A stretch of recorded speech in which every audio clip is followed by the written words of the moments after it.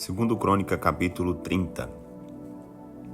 Depois disso, Ezequias enviou uma mensagem por todo Israel e Judá, incluindo as tribos de Efraim e Manassés, convidando todos para virem ao templo do Senhor, em Jerusalém, para a celebração da festa anual da Páscoa, dedicada ao Senhor, o Deus de Israel.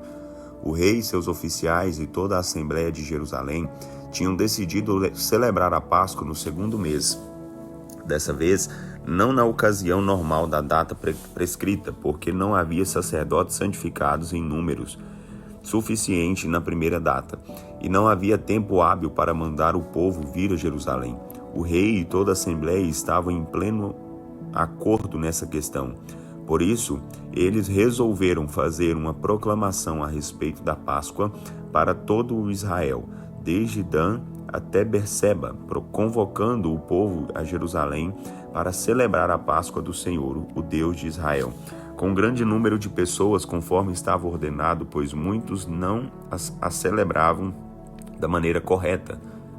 Por ordem do rei, mensageiros percorreram Israel e Judá com cartas assinadas pelo rei e pelos seus oficiais.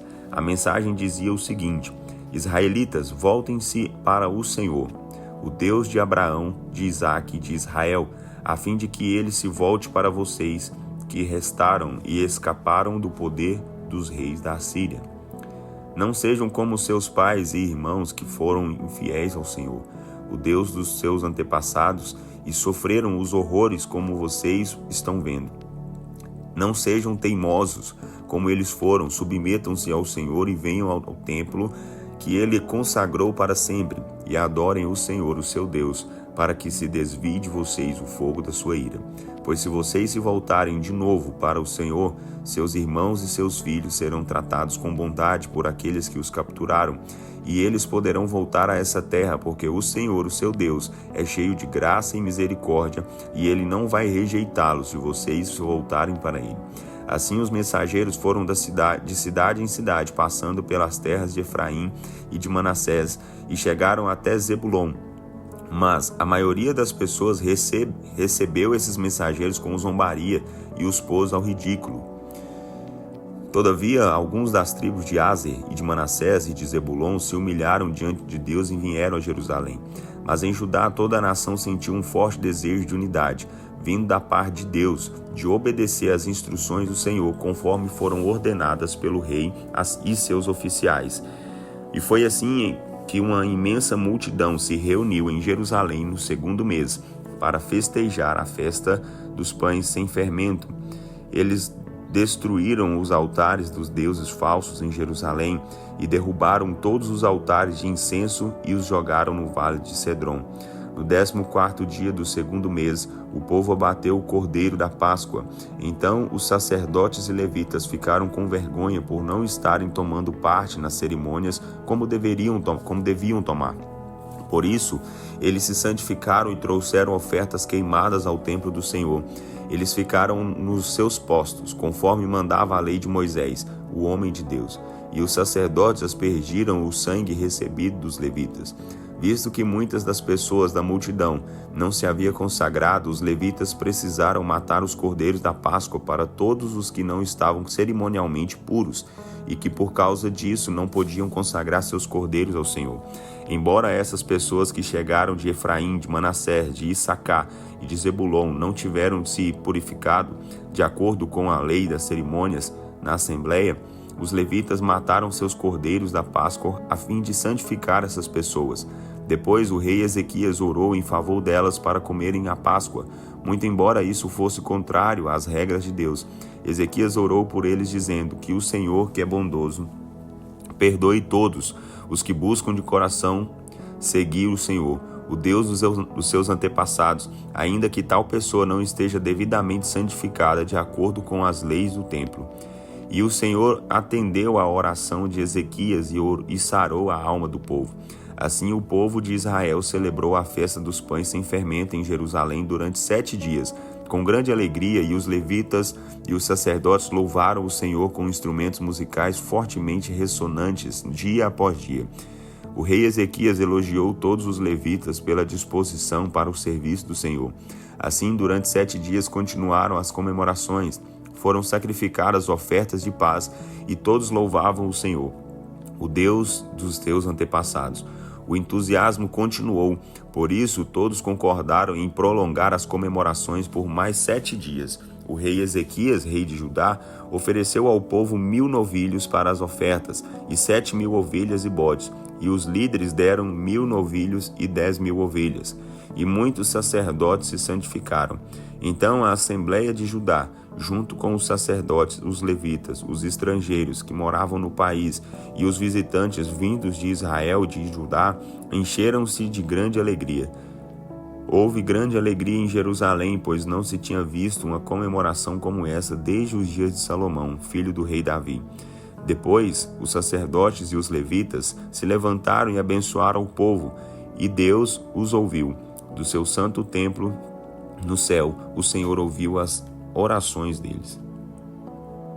2 Crônicas, capítulo 31.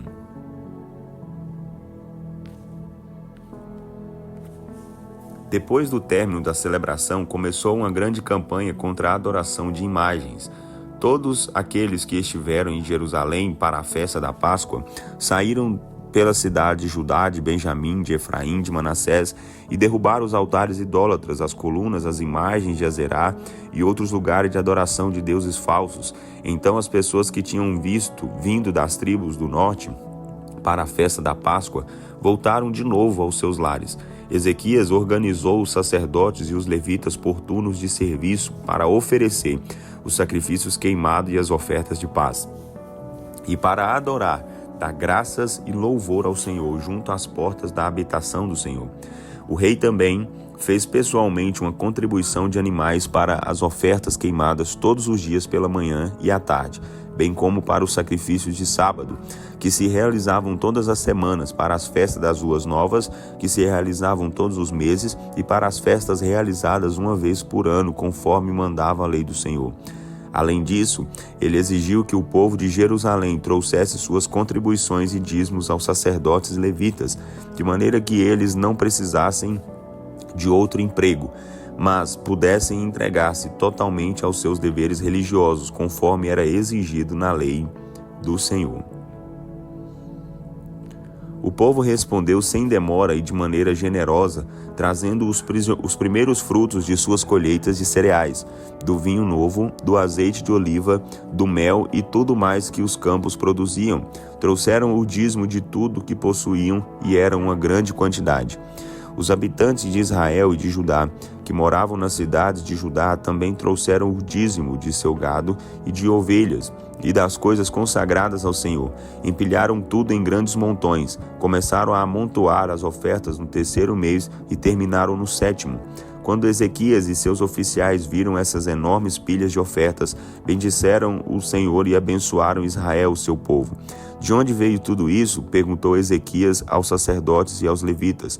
E o sumo sacerdote Azarias, da família de Zadok, respondeu: desde que o povo começou a trazer todas essas ofertas ao templo do Senhor, estamos comendo desses alimentos armazenados, mas ainda há muita sobra, porque o Senhor abençoou o seu povo, e ainda sobrou essa grande parte. Então Ezequias mandou preparar despensas no templo do Senhor, o que foi feito.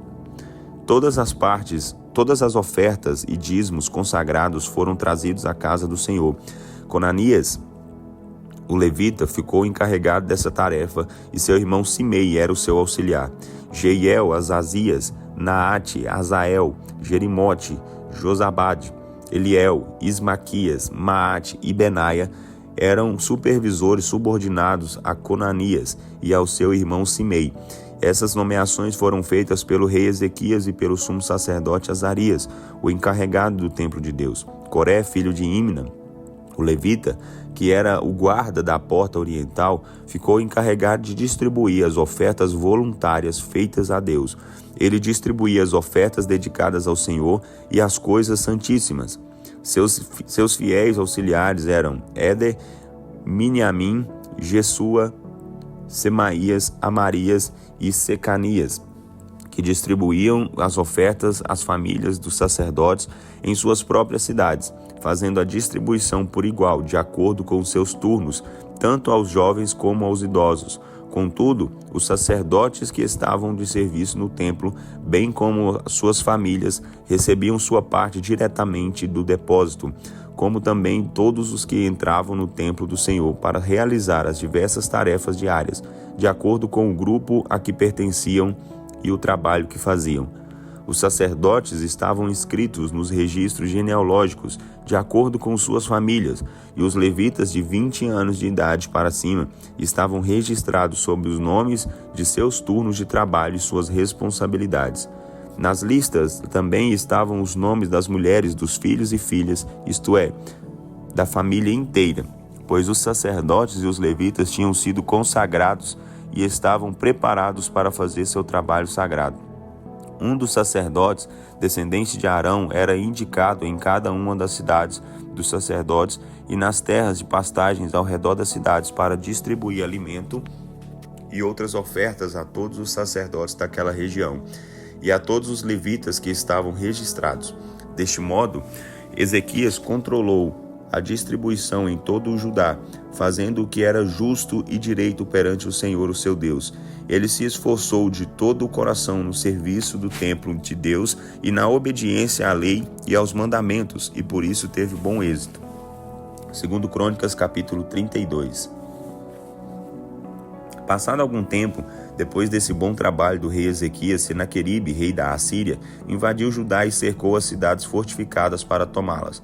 Quando ficou claro que Senaqueribe tinha intenções de atacar Jerusalém, Ezequias reuniu seus oficiais e comandantes do conselho de guerra para decidir sobre a ideia de fechar a passagem das águas das fontes que havia fora da cidade, e eles concordaram. Assim, eles organizaram uma enorme equipe de trabalho para fechar as fontes de águas e o riacho que atravessava os campos. Por que deveria o rei da Assíria vir e encontrar essa água? Perguntavam. Então Ezequias deixou ainda mais fortes as suas defesas, reparando os trechos onde o muro estava quebrado e acrescentando posições de grande resistência, além de construir outro muro por fora do primeiro. Também reforçou o forte de Milo, na cidade de Davi, e fabricou muitas armas e escudos. Formou um exército e nomeou oficiais e os reuniu na praça junto à porta da cidade, animando-os com estas palavras: sejam fortes e valentes, não tenham medo, nem desanimem diante do rei da Assíria, ou do seu poderoso exército, pois há alguém que está conosco e que é muito mais poderoso do que ele. O rei da Assíria conta apenas com um mero poder humano, enquanto conosco está o Senhor, o nosso Deus, para lutar as nossas batalhas. E o povo sentiu-se encorajado com o que o rei Ezequias, rei de Judá, disse. Então Senaqueribe, rei da Assíria, enquanto cercava a cidade de Laques, mandou representantes com esta mensagem ao rei Ezequias e aos moradores de Jerusalém. Senaqueribe, rei da Assíria, pergunta: em que vocês baseiam a sua confiança para poderem resistir ao meu cerco de Jerusalém? O rei Ezequias está tentando convencer vocês dizendo: o Senhor, o nosso Deus, nos salvará das mãos do rei da Assíria. Ele os está enganando para que morram de fome e de sede. Vocês não reconhecem que foi o próprio Ezequias quem destruiu todos os altares desse Deus e ordenou a Judá e a Jerusalém: vocês devem usar somente um altar e queimar incenso somente nesse altar? Vocês não reconhecem que eu e os outros reis da Assíria, antes de mim, sempre vencemos qualquer nação que atacamos? Os deuses daquelas nações não puderam fazer nada para salvar as suas terras. De todos os deuses das nações que os meus antepassados destruíram, qual deles pôde resistir com sucesso ao nosso ataque? Que é que faz vocês pensarem que seu Deus pode ajudá-los? Portanto, não deixem Ezequias enganar vocês dessa maneira. Não acreditem nele e não se deixem convencer. E digo de novo, nenhum Deus de nenhuma nação foi capaz de salvar o seu povo das minhas mãos, ou das mãos dos meus antepassados. E muito menos o Deus de vocês conseguirá livrá-los das minhas mãos. Dessa maneira, os representantes de Senaqueribe zombaram de Deus, o Senhor, e de Ezequias, o servo de Deus. O rei Senaqueribe também mandou cartas insultando o Senhor, o Deus de Israel, e desafiando com as seguintes palavras: os deuses de todas as outras nações não conseguiram salvar os seus povos da minha mão. e o Deus de Ezequias vai fracassar da mesma maneira. Os mensageiros que trouxeram as cartas gritavam ameaças na língua dos judeus ao povo que estava sobre os muros da cidade, tentando colocar medo neles e deixá-los desanimados para defenderem a cidade.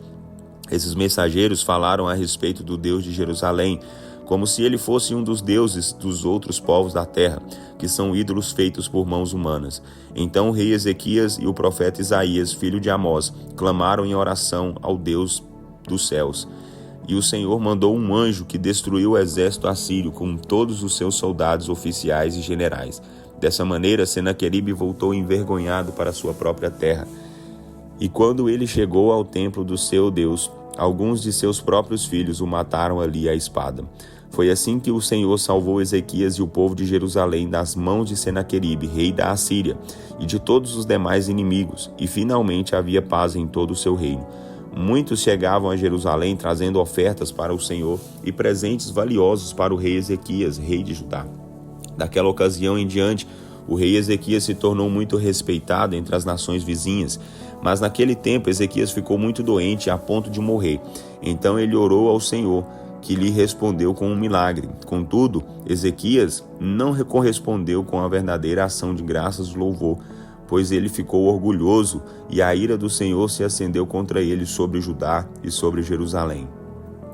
Mas, por fim, Ezequias e os moradores de Jerusalém se humilharam, e por isso a ira do Senhor não caiu sobre eles durante o reinado de Ezequias. Ezequias se tornou muito rico e era muitíssimo honrado.